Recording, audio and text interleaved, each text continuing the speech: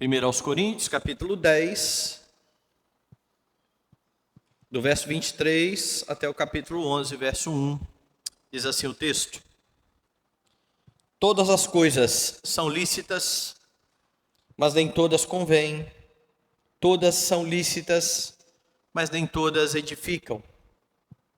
Ninguém busque o seu próprio interesse, e sim o de outrem. Comei de tudo o que se vende no mercado, sem nada perguntardes, por motivo de consciência. Porque do Senhor é a terra e a sua plenitude. Se algum dentre os incrédulos vos convidar e quiser dizer: comei de tudo o que for posto diante de vós, sem nada perguntardes, por motivo de consciência. Porém, se alguém vos disser: isto é coisa sacrificada a ídolo, não comais, por causa daquele que vos advertiu e por causa da consciência. Consciência, digo, não a tua propriamente, mas a do outro. Pois por que há de ser julgada a minha liberdade pela consciência alheia? Se eu participo com ações de graças, por que hei de ser vituperado por causa daquilo por que dou graças? Portanto, quer comais, quer bebais ou façais outra coisa qualquer, fazei tudo para a glória de Deus. Não vos torneis causa de tropeço, nem para judeus, nem para gentios, nem tampouco para a igreja de Deus. Assim como também eu procuro em tudo ser agradável a todos, não buscando o meu próprio interesse, mas o de muitos, para que sejam salvos. Sede meus imitadores, como também eu sou de Cristo. Oremos. Bendito Deus e Pai, como é bom nos reunir mais uma vez nesse dia do Senhor, como o povo da aliança, povo chamado pelo Teu nome, a fim de prestar culto e exaltar a Tua majestade pela gloriosa obra de Cristo Jesus, o nosso Redentor, o nosso Salvador. Somos gratos porque, mesmo indignos, por meio de Cristo, o Senhor nos purificou, o Senhor tem transformado a nossa vida e o Senhor, então, nos aceita na Tua presença para a adoração do Teu nome. E neste momento, ó Deus, de pregação da palavra, que o Teu Espírito também leve o nosso pensamento cativo ao pensamento de Cristo, que a nossa atenção esteja voltada apenas, ó Deus, à Tua palavra, que não venhamos a dispersar, mas que os nossos ouvidos estejam bem atentos, Pai, à Tua voz. Que o Senhor fale ao nosso coração, em nome de Jesus. Amém. Meus irmãos, liberdade cristã, como nós temos visto aí no decorrer dos sermões, é um tema bastante importante, bastante caro para os crentes. Particularmente para nós, crentes presbiterianos, que temos um capítulo inteiro na Confissão de Fé, tratando exatamente da liberdade cristã e da liberdade de consciência. Os nossos pais puritanos fizeram questão de deixar um capítulo inteiro explicando aos crentes como que eles devem agir no uso da sua liberdade. E ao mesmo tempo em que os puritanos afirmavam que só Deus é o Senhor da consciência, demonstrando que os crentes não se devem deixar assenhorar por mais ninguém, eles também advertiam o seguinte, Confissão de Fé, no capítulo 20, no ponto 3, aqueles que sob o pretexto da liberdade cristã cometem qualquer pecado ou toleram qualquer concupiscência, destroem por isso mesmo o fim da liberdade cristã. Em suma, eles estão dizendo: a liberdade é para você ser santo, a liberdade é para você honrar a Deus, a liberdade não é para você sair fazendo o que você bem entender, pensando, não, eu sou livre, eu posso fazer o que eu quero. Você não pode usar como pretexto a liberdade cristã para uma vida de pecado. E essa afirmação da Confissão de Fé, ela está solidamente enraizada nas Escrituras. Este ensino está solidamente enraizado nas Escrituras. Você está acompanhando aqui a discussão de Paulo sobre o tema da liberdade cristã, que começou lá no capítulo de número 8. E é bom você lembrar disso. É bom você lembrar que um dos pecados da igreja dos Coríntios era exatamente o egoísmo, o pensar apenas em si mesmos, o que levou os crentes a se dividirem em partidos, o que levou muitos a irem à justiça em suas demandas contra os irmãos. O orgulho era algo presente ali naquela igreja. E Paulo então começa esta sessão aqui respondendo se é lícito ou não comer carne sacrificada a ídolos. E ele já afirmou algumas coisas que eu quero lembrar a você. Primeira coisa que Paulo disse é que não há o menor problema em comer esse tipo de alimento. Sobretudo porque não existem outros deuses. Só existe um único e verdadeiro Senhor. Qual o problema de um alimento pretensamente consagrado ao ídolo? O que esse alimento irá fazer com você? Paulo diz, nada. Nós sabemos que só existe um Deus vivo e verdadeiro. Entretanto, ao mesmo tempo que Paulo fala isso, ele afirma que é preciso considerar irmãos que não têm esse entendimento. Na igreja não há apenas pessoas maduras, há pessoas que estão engateando na fé. Há pessoas que se escandalizavam com esta questão. Então, por amor ao irmão, Paulo diz, você pode se abster de usar da sua liberdade. O contexto anterior a esse texto que eu li, foi o contexto em que Paulo mostrou que os crentes têm liberdade para comer o que quiser, mas eles não tinham liberdade para participar de cerimônias pagãs. Uma coisa era comer a carne que tinha sido sacrificada lá no templo e que ia parar no mercado. Outra coisa era ir ao templo. Outra coisa era participar da mesa dos demônios, como Paulo vai chamar aqui no texto. E então ele chega na parte final do argumento, que são os versículos que eu li nessa noite. E a parte final do argumento de Paulo serve para você compreender o que é que ocorre quando a sua consciência é verdadeiramente livre. Paulo já deu vários princípios, Paulo já mostrou algumas coisas que os crentes devem fazer, e a partir do texto que foi lido, você pode examinar e verificar se a sua consciência é verdadeiramente livre. Se a liberdade que você diz ter é uma liberdade verdadeira que decorre daquilo que a Escritura ensina. Paulo vai mostrar que quando a sua consciência é livre, você não se deixa dominar pelos desejos do seu coração. Paulo inicia esta última sessão aqui, mais uma vez, relembrando um ditado popular que havia entre os coríntios. Todas as coisas são lícitas. Era isso que eles afirmavam. Era isso que eles falavam. Paulo vai, pela terceira vez, relembrar esse ditado. Nas duas primeiras vezes que Paulo usou esse dito, todas as coisas são lícitas, ele disse, todas as coisas me são lícitas, e completou assim, mas nem todas convêm. Paulo então aponta para a utilidade daquilo que alguém fará. Tudo bem, é lícito, é conveniente, é útil, essa é a ideia. Depois ele repetiu, todas as coisas me são lícitas, mas eu não me deixarei dominar por nenhuma delas. E aqui Paulo quer demonstrar que quando você não consegue deixar de fazer alguma coisa, ainda que essa coisa seja lícita, significa que você está escravizada ou escravizado a esta coisa. Você é livre, mas você não é obrigado a fazer de tudo.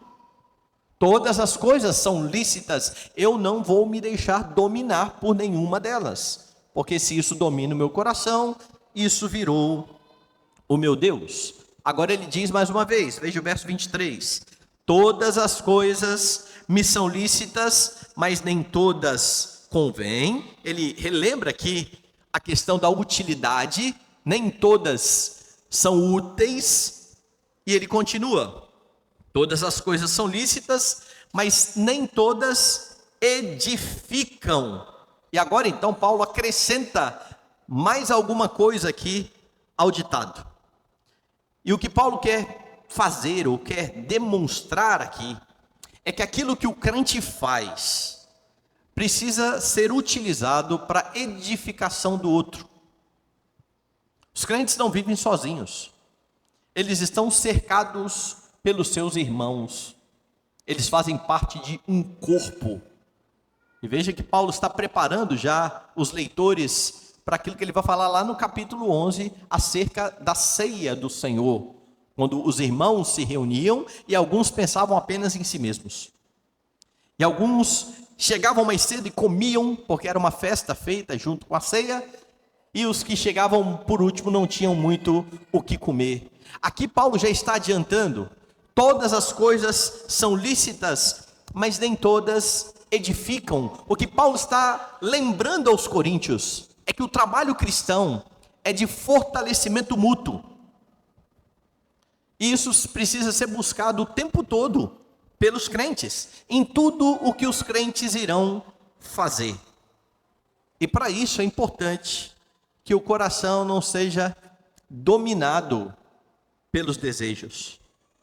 Porque alguém que é dominado pelos desejos do coração nunca irá abrir mão de nada em favor do próximo.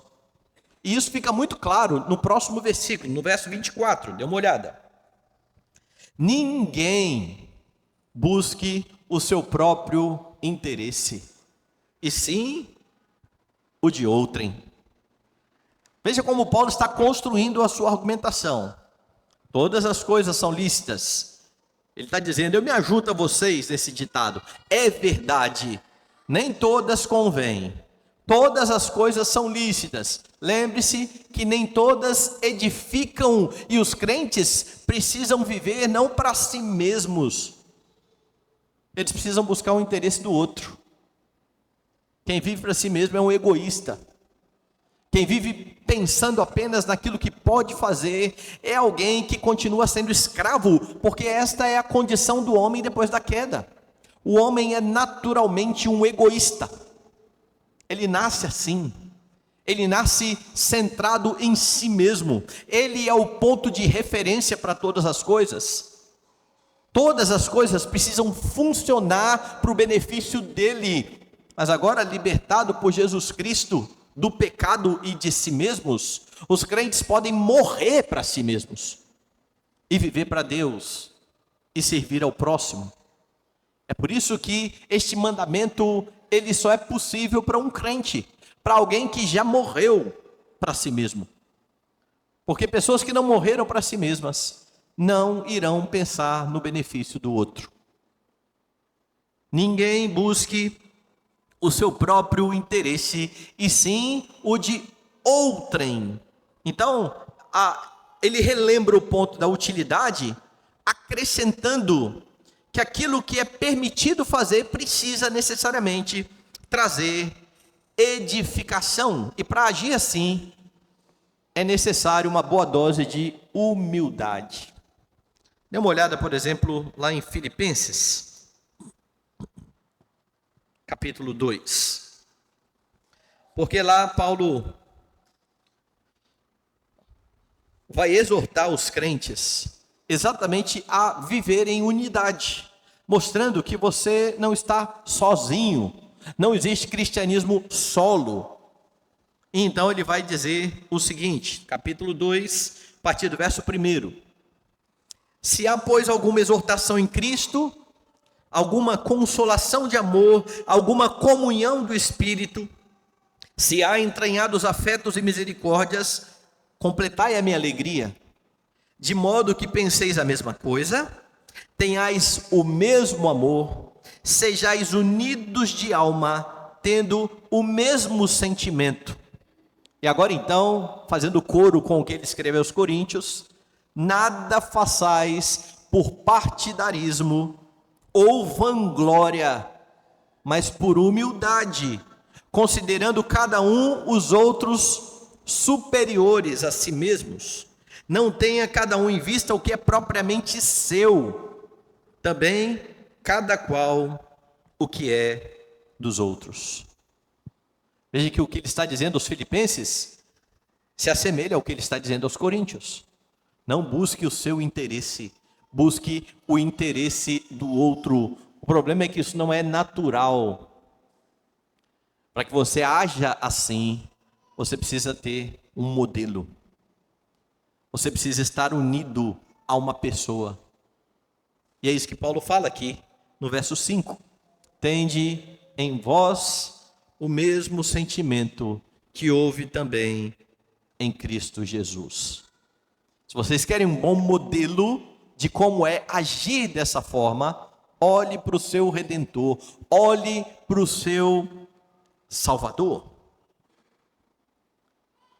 A sua consciência é verdadeiramente livre? Você já se perguntou a si mesmo? Se você quer saber se a sua consciência é verdadeiramente livre, pense aí no critério que você usa para fazer as coisas que você quer fazer. Você faz porque você gosta, porque você quer alegria a todo custo, ou você faz porque também é proveitoso a outros? Ou deixa eu colocar de uma outra forma. Se você souber que um irmão seu se ofenderá com algo que você está a fim de fazer, que você quer fazer, que você deseja muito fazer, qual a sua atitude? Se você sabe que aquilo que você vai efetuar, se seu irmão vir aquilo, ele vai ficar entristecido, qual é a sua atitude? Se o seu coração é escravo dos desejos, você nunca vai buscar o interesse do outro. Então você não vai nem ligar para o que o seu irmão pensa. Você vai entrar naquela onda do eu não estou nem aí para aquilo que os meus irmãos irão pensar. Você ficará centrado em si mesmo. O puritano Matthew Henry vai dizer o seguinte: o crente deve considerar como agir de maneira que possa ajudar a outros e não os embaraçar em sua santidade, conforto ou salvação. Aqueles que se entregam a todas as coisas não claramente pecaminosas em si mesmas, com frequência cairão no que é mal por acidente e prejudicarão a outros. As circunstâncias, diz ele, podem tornar pecado algo que em si mesmo não é pecado. Essas coisas devem ser ponderadas.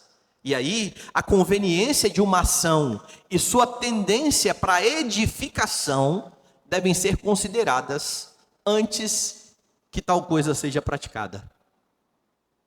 Ele vai no cerne da questão. Não saia fazendo tudo que você imagina. Pense, pondere, edificará aqueles que estão à sua volta. Mas se você pensa em agradar apenas a si mesmo, independente daquilo que vai decorrer das suas ações, você ainda não compreendeu o que é a verdadeira liberdade. Lembra de Jesus dizendo aos judeus: todo aquele que comete pecado é escravo do pecado, e ofender a irmãos mais fracos é pecado. Aponta para um coração escravizado pelo pecado. É por isso que você precisa imitar o seu Redentor, o seu Salvador. Em Romanos capítulo 15, Paulo convidou os romanos a fazer isso. Ora, nós que somos fortes, devemos suportar as debilidades dos fracos e não agradar-nos a nós mesmos. Portanto, cada um de nós agrade ao próximo no que é bom para edificação, naquilo que vai edificar o semelhante. E talvez algum crente dizia assim: mas Paulo, como é que a gente vive assim? E ele então responde: porque também Cristo não se agradou a si mesmo. De novo, Paulo chama para Cristo e para o exemplo do seu Salvador, para aquele que é verdadeiramente livre e que libertou você dos desejos do seu coração. Uma consciência verdadeiramente livre, meus irmãos, não é escrava nem mesmo daquilo que quer fazer e que tem liberdade para fazer. E é por causa disso que ela pode abrir mão de direitos em favor de outros. Paulo já está mostrando aqui no texto como ele está procedendo desta maneira. A vida de Paulo demonstrava que não é impossível fazer isso. Pode ser difícil muitas vezes, mas impossível não é. Basta que você queira, porque você foi liberto pelo Senhor Jesus Cristo. É por isso que o texto então continua mostrando que quando a sua consciência é livre, você se preocupa com estes irmãos de consciência fraca. É esse o resultado de você não ser escravizado pelos seus desejos. Paulo vai reafirmar mais uma vez que os crentes são livres para desfrutar de tudo que Deus criou, sem crise de consciência. Porque o discurso de Paulo poderia cair no ouvido dos crentes da seguinte maneira: Paulo, que negócio é esse de que eu sou livre, a gente foi libertado por Jesus, e o tempo todo a gente tem esse monte de restrição. Nós somos ou não somos livres? Nós podemos ou não podemos fazer estas coisas? E então Paulo escreve nos versos 25 e 26 o seguinte: comei de tudo o que se vende no mercado, sem nada perguntardes, por motivo de consciência, porque do Senhor é a terra e a sua plenitude. Paulo não poderia ser mais direto no que ele disse. Agora lembre, o que estava lá no mercado? Carne sacrificada a ídolos. Então o crente ia na feira, ele não precisava passar na banquinha e dizer assim: eu queria meio quilo de carne. Aliás, essa carne veio lá do templo? Veio. Ah, então eu vou deixar essa carne. Deixa eu procurar outra quitanda. Ele ia a feira inteira e ia para casa sem carne, de tanta carne sacrificada que havia no mercado. E então Paulo está falando: vai lá e coma de tudo que se vende no mercado. Não fique perguntando a procedência. E perceba a alegação ou a razão alegada por Paulo para que os crentes tenham esse tipo de liberdade. Deus é o Senhor de tudo. Do Senhor é a terra e a sua plenitude. Ah, mas isso aqui é do diabo. É nada. Isso é de Deus. Do Senhor é a terra e a sua plenitude. É interessante como os crentes vivem botando as coisas na mão do diabo. Vocês já repararam? Isso é do diabo. Eu me lembro de um professor de seminário, reverendo Osias, e uma vez ele contou uma história que aconteceu na igreja dele, e alguém tinha perguntado para ele assim: pastor, televisão é do diabo? Ele falou: bom, meu irmão, se ele comprou e pagou as prestações, é dele sim. E ele ironizou: e é verdade. Que negócio que é do diabo? Do Senhor é a terra e a sua plenitude. Coma! Foi Deus quem criou, foi Deus quem fez os aromas, foi Deus quem fez os sabores. E Deus é aquele que julga a consciência. E se Deus, que vai julgar a consciência, permite que você faça uso da criação, por que você fica aí procurando argumento para problematizar as coisas? Coma! Coma tudo o que se vende no mercado, sem nada perguntar. E graças a Deus é assim. Porque se não fosse dessa forma, irmãos, a vida seria uma maluquice, uma loucura. Seria muito difícil. Imagine tudo que você vai fazer e você ficar perguntando: Quem plantou esse arroz era crente? E esse feijão aí? Você fica mais doido que o pessoal vegano. Qual é a origem? Paulo está falando, não, você é livre. Imagine você ter que verificar tudo que você consome, e não somente isso, tudo que você utiliza. Todos os serviços que estão aí à sua volta. Você teria que fazer uma entrevista com essas pessoas. Então você vai ao médico, e você está com dor no estômago, você senta lá, e antes que o médico te fale alguma coisa, você fala assim, o senhor é crente? O senhor teme a Deus? Aí o médico falou assim, não, eu sou ateu. Aí você levanta e vai embora. Usufrua daquilo que Deus deu. Eu já citei aqui, em um desses sermões, uma lista que apareceu na igreja de onde eu era, de marcas que não deveriam ser consumidas por cristãos. E era muita coisa. Desde shampoo, hidratante, até comida. E era uma lista tão grande que se você olhasse e falasse assim, eu vou fazer jejum e nunca mais vou me tratar com nada, nem sabonete eu vou usar. E os crentes ficavam apavorados, iam para o supermercado, pegavam o produto e iam atrás para ver se estava escrito lá, ó, Procter & Gamble.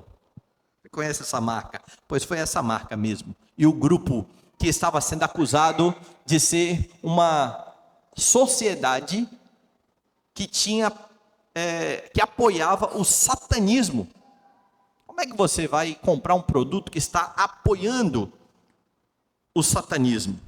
Bom, você sabe de onde veio essa história? Alguns ex-funcionários, 4 ex-distribuidores dessa empresa, foram processados e condenados, porque eles espalharam esses rumores. Eles tentaram derrubar a empresa desta maneira. Isso foi parar no jornalzinho da Igreja Universal do Reino de Deus e foi parar, infelizmente, dentro da Igreja Presbiteriana, como regra para os crentes não consumirem tais produtos. Pense na maluquice. Em nome de não comer algo ou não se utilizar de algo que era de Satanás, os crentes estão incorrendo na quebra do 9º mandamento,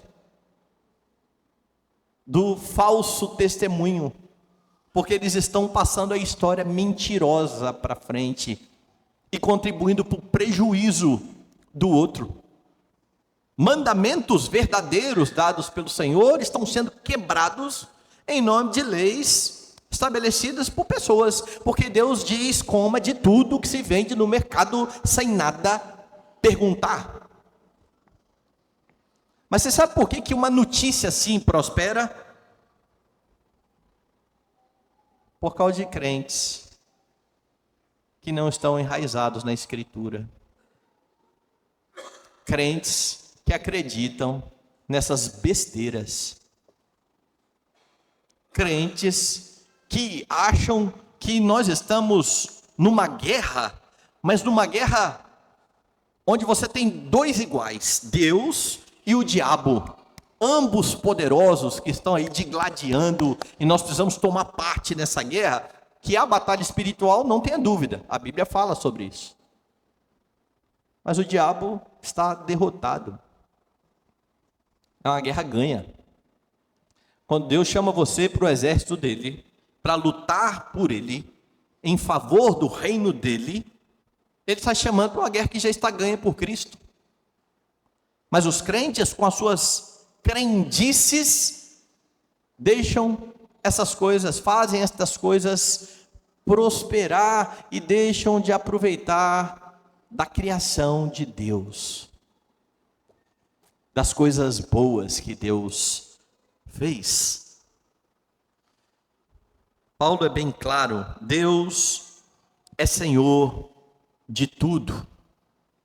Cristãos que acham que isso ou aquilo é do diabo, que este ou outro alimento vai fazer mal, porque foi dedicado a alguma entidade, estão esquecendo da grande verdade do senhorio do Senhor Jesus Cristo.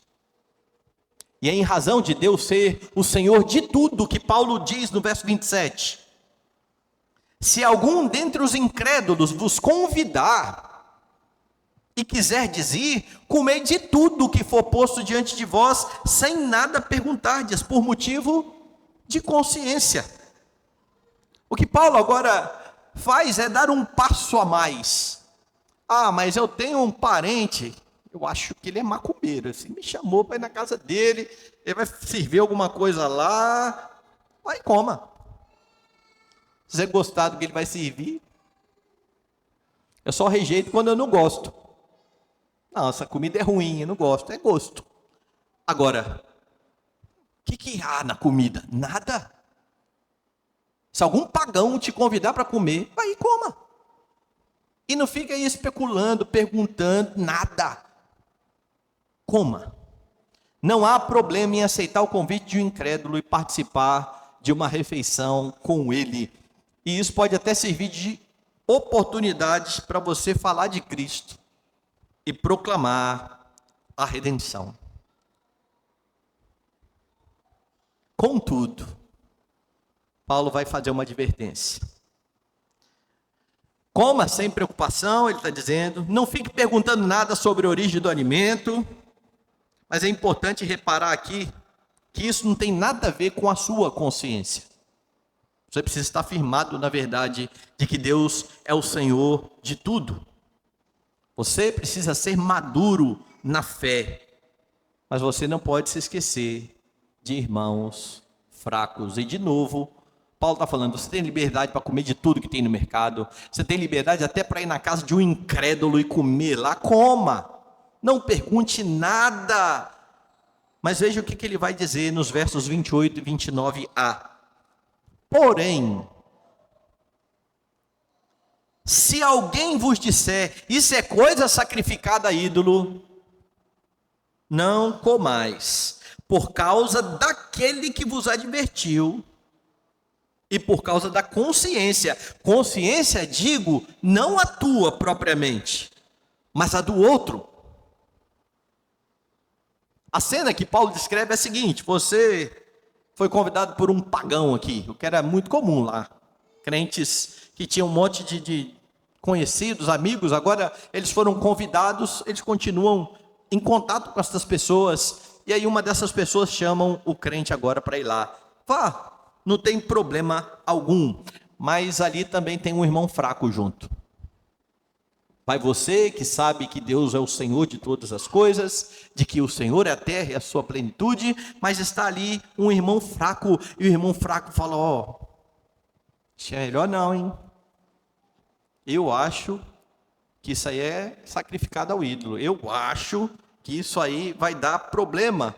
Nesse caso, por causa do seu irmão incrédulo, ou fraco na fé, você deixa de comer. É isso que Paulo está dizendo. O amor pelo irmão mais fraco deve ser imensamente maior ao seu desejo de comer qualquer coisa que seja. Ainda que seja alguma coisa que você está sonhando a comer há muito tempo, e que só da pessoa fazer o convite, você começou a salivar. É muita vontade. Por causa do seu irmão fraco, não vá. E isso não se restringe a alimento. Isso tem a ver com qualquer outra coisa que você vá fazer. Você precisa ter cuidado com essas coisas. Há os crentes que falam assim, filme é do diabo, música é do diabo. Eu não tenho problema nenhum com música. Eu escuto no meu carro músicas que não são cristãs. Mas quando eu vou dar carona para alguém, eu não sei quem é a pessoa. Alguns, né? Alguns eu sei e não tem problema nenhum. Mas se eu for dar carona a alguém que eu não conheço, não sei as convicções, eu mudo. Eu não vou provocar a consciência alheia a escrúpulos. Ah, mas eu estou no meu carro, é o meu aparelho de som, eu estou fazendo um favor para a pessoa e eu vou deixar de ouvir alguma coisa? Pô, mas será que o meu amor ao ouvir isso é maior do que o desejo de servir alguém. É esse o critério que Paulo está usando aqui. E se eu não estou disposto a fazer isso, é porque eu sou escravo de ouvir música. Eu amo tanto isso, e que é lícito, não há problema. Mas isso dominou o meu coração de tal forma que eu não estou ligando para aqueles que estão à minha volta. Então, se você não se deixa dominar por nada, você não terá dificuldades em servir ao próximo. Se a sua consciência é verdadeiramente livre, está cativa apenas a Cristo, você não terá dificuldade em servir ao próximo. E você pode resumir isso aqui de forma prática, da seguinte forma: usufrua da liberdade que você tem. Louve a Deus pela bênção da liberdade e por tudo que Deus criou e que você pode utilizar. Mas se algum irmão fraco questionar você, por amor a ele, se abstenha. É claro que por amor ao irmão, você também deve, amorosamente, em algum momento, abrir as Escrituras e instruir os irmãos fracos. Porque o que é normal na caminhada cristã é que você cresça na fé. É muito triste quando você percebe crentes que já estão 15 anos na igreja, 20 anos na igreja, discutindo as mesmas besteiras. Pode comer não sei o quê, pode escutar tal música. Pode. Não cresce. É amor ao irmão abrir as Escrituras com ele, instruir a consciência dele, mas enquanto ele não entendeu o ensino, enquanto ele se mantiver fraco na fé, ame o seu irmão, abstenha-se em favor dele. Lembre do que Paulo diz lá em Romanos: o reino de Deus não é comida nem bebida, mas justiça e paz e alegria no Espírito Santo. Aqueles que são verdadeiramente livres, eles se preocupam com o próximo. E isso está ligado ao último ponto, ao último argumento de Paulo, que mostra que a sua consciência é verdadeiramente livre, que quando a sua consciência é verdadeiramente livre, você vive buscando a glória de Deus. O final do verso 29 e o verso 30 trazem duas perguntas, dê uma olhada aí. Primeira pergunta: pois por que há de ser julgada a minha liberdade pela consciência alheia? Se eu participo com ações de graças, por que hei de ser vituperado por causa daquilo por que dou graças? Duas perguntas interessantes nesse contexto. Duas reclamações que talvez podem surgir na mente de alguns. Paulo, não consigo entender isso, eu sou livre ou não sou?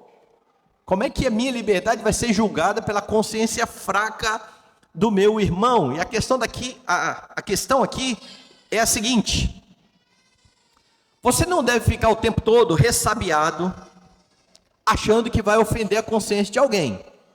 É isso que Paulo está colocando. Você precisa dar graças a Deus, você precisa usufruir da criação do Senhor, sem ficar levantando questões desnecessárias, mas você deve estar bem certo de que em algumas ocasiões, o mais sábio a se fazer é se abster. Por quê? Veja a ordenança do verso 31. Portanto, quer comais, quer bebais, ou façais outra coisa qualquer, fazei tudo para a glória de Deus.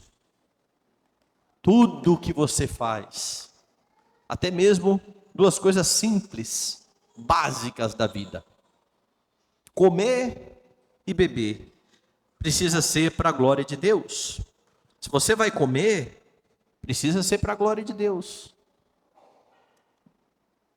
E muitos comem, deixando muito longe a glória de Deus. É por isso que a Bíblia chama alguns de glutões. E muitos bebem e não estão nem aí para a glória de Deus, e Deus chama de beberrões. Enquanto a comida não é problema e a bebida não é problema, a glutonaria é pecado. A bebedice, a embriaguez é pecado. E há muitos que se embriagam e que são glutões. Onde está a glória de Deus nisso? Crentes foram libertos para usufruir de tudo isso, não sendo dominado nem por comida, nem por bebida. O fruto do Espírito é domínio próprio. E é por isso que eles fazem estas coisas glorificando a Deus. Então, se você vai comer, você precisa comer para a glória de Deus. E se você abrir mão de algo, tem que ser em favor do irmão mais fraco. Isso precisa também ser para a glória de Deus.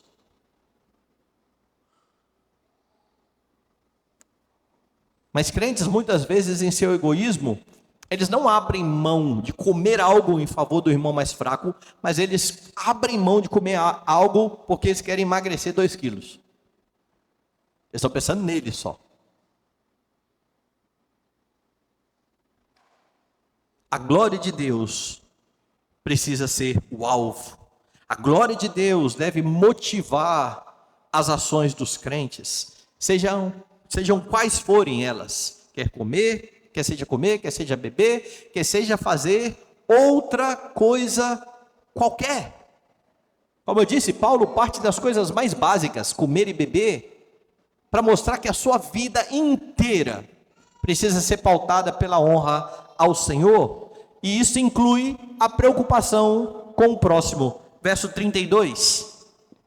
Não vos torneis causa de tropeço nem para judeus, nem para gentios, nem tampouco para a igreja de Deus.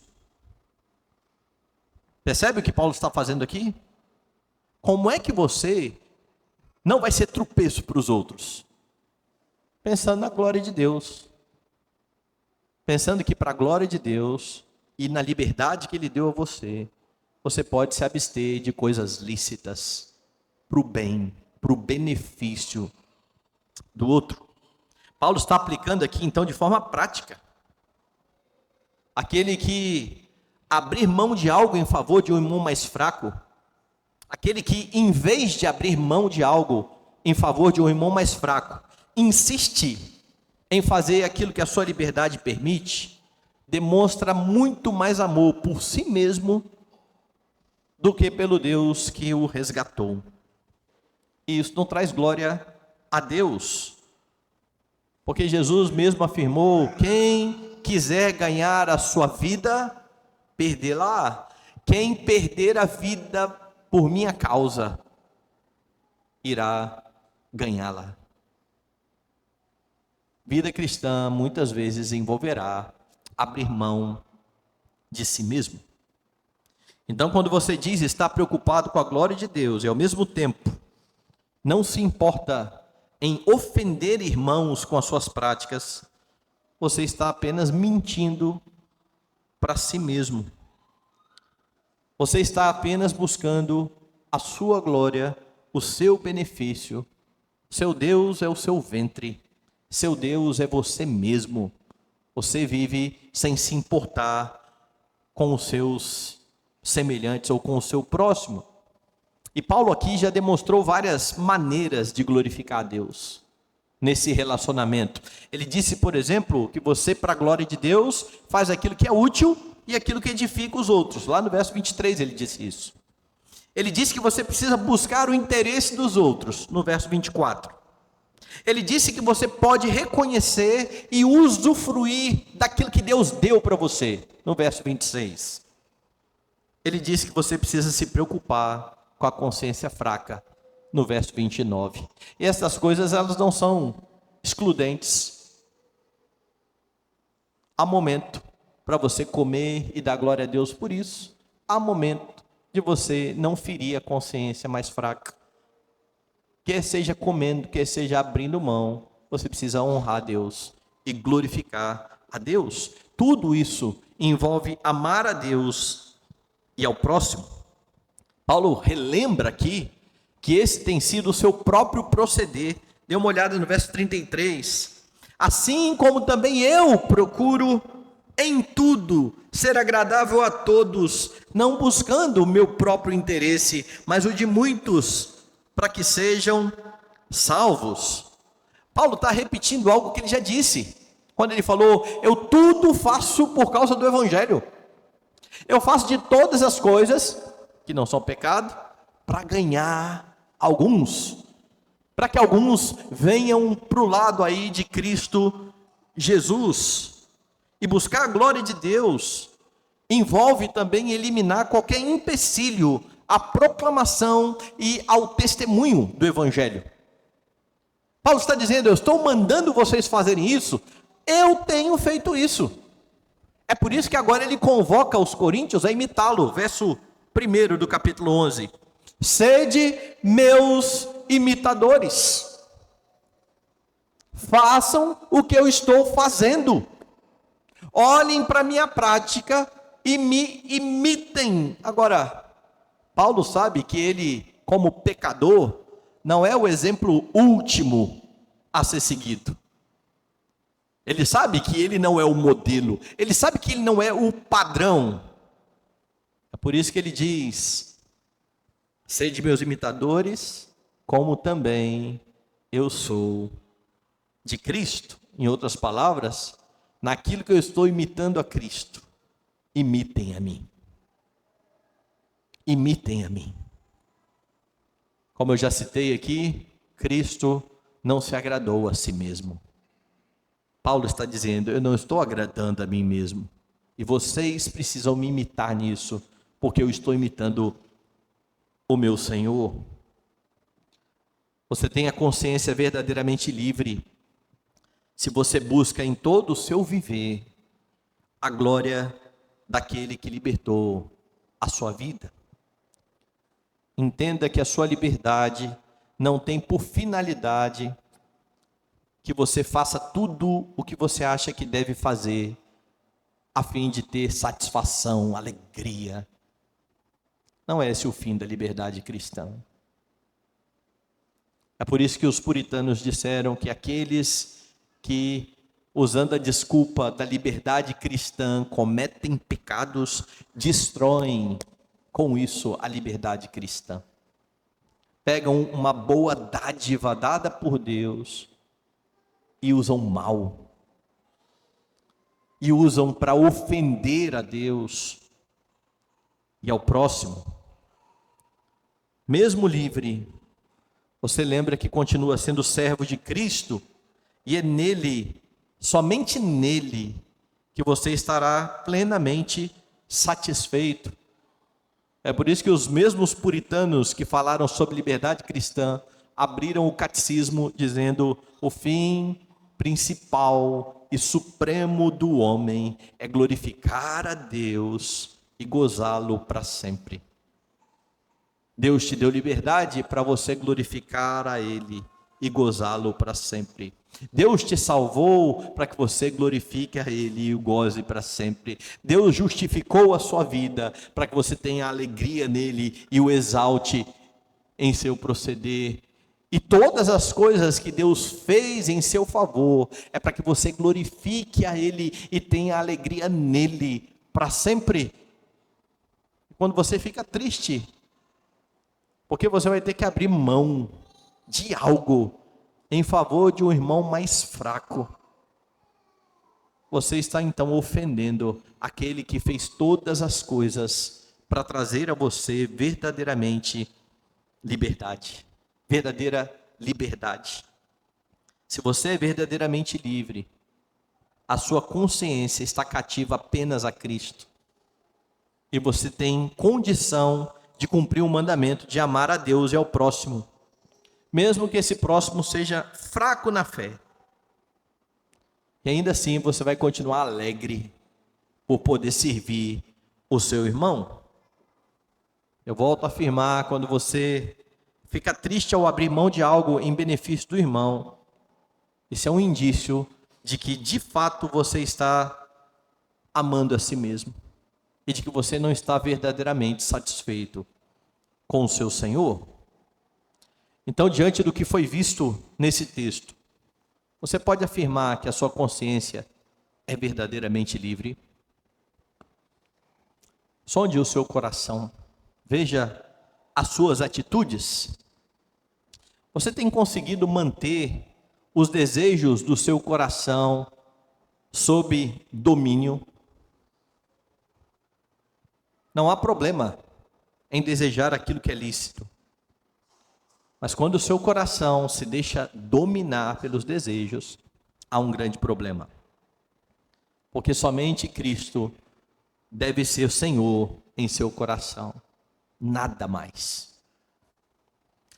Você tem se preocupado com irmãos de consciência fraca? Porque se você não dá a mínima para as lutas de consciência dos irmãos, isso também significa que não é Cristo o seu Senhor, mas que você está vendo a si mesmo e os seus prazeres como seu Senhor. Você tem buscado a glória de Deus em tudo aquilo que você faz? Jesus, antes de entregar a si mesmo para resgate de muitos, para libertar os crentes, ele orou ao Pai. E na sua oração, ele declarou algo importante. Eu te glorifiquei na terra, consumando toda a obra que me confiaste a fazer. O mesmo Jesus que Paulo disse que não se agradou a si mesmo, mas ao não se agradar a si mesmo, ele diz: eu glorifiquei o Senhor na terra, eu consumei a obra que o Senhor me confiou a fazer. Liberto então por Jesus Cristo, esse deve ser o seu desejo. Glorificar a Deus em tudo o que você faz, por tudo aquilo que Ele já fez na sua vida, libertando você, pelo que Ele está fazendo, santificando a cada dia a sua vida, pelo que ainda irá fazer, glorificando você de uma vez por todas. Você tem uma consciência verdadeiramente livre, quando não se deixa assenhorar por ninguém, tampouco pelos próprios desejos do coração, para fazer tudo o que o seu único e verdadeiro Senhor, Jesus Cristo, tem ordenado. Que esse seja o desejo do seu coração, amar o seu Salvador, ainda que para isso, muitas vezes, você precise abrir mão daquilo que você gosta, daquilo que você quer fazer, daquilo que você deseja fazer, daquilo que foi dado a você pelo Senhor, mas que você não é obrigado a fazer, sobretudo se você for ofender pessoas fracas que estão ao seu lado, irmãos fracos que estão ao seu redor. Que a sua vida glorifique o Salvador